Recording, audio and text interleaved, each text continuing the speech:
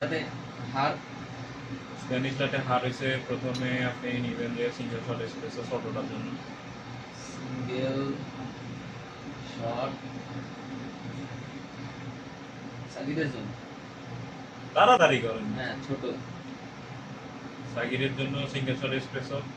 তারপরে তারপরে হইতেছে যে লিটল বিট মানে হচ্ছে যে অল্প একটু ক্যারামেল সস না না সিরাপ ক্যারামেল তারপরে ক্যারামেল সিরাপ দিয়েছেন অল্প একটু, এটা দুধের সাথে মিক্স করে ফেলবেন। দুধ দিবেন হচ্ছে যে স্প্যানিশের দুধ যেটা মিক্স করা থাকে মিষ্টিরা ওইটা ছোটটার জন্য 200 গ্রাম, বড়টার জন্য আপনার 300 গ্রাম।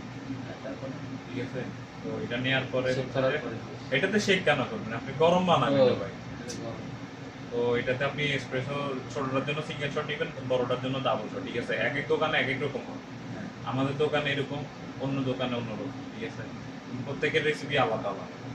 তো আলাদা আলাদা ইন্টারন্যাশনাল রেসিপির গোষ্ঠীতে গেলে আমরা শুধু কাস্টমার কিভাবে বেস্ট ভাবে কাস্টমার ওই মানে হ্যান্ডেল করা যায় ওইটা দেখতে হবে।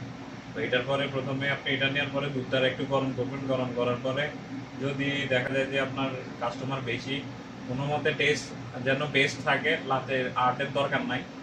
আর যদি আপনার দেখা যায় যে বসি খাওয়া মানে বসি সার্ভিসটা দিবেন ওইখানে মানে যত সুন্দর করা যায়, একটা তো হচ্ছে যত টেস্ট ভালো করা যায় আর একটা তো হচ্ছে যত সুন্দর করা যায়। ঠিক আছে, দুইটাতে দুই রকম।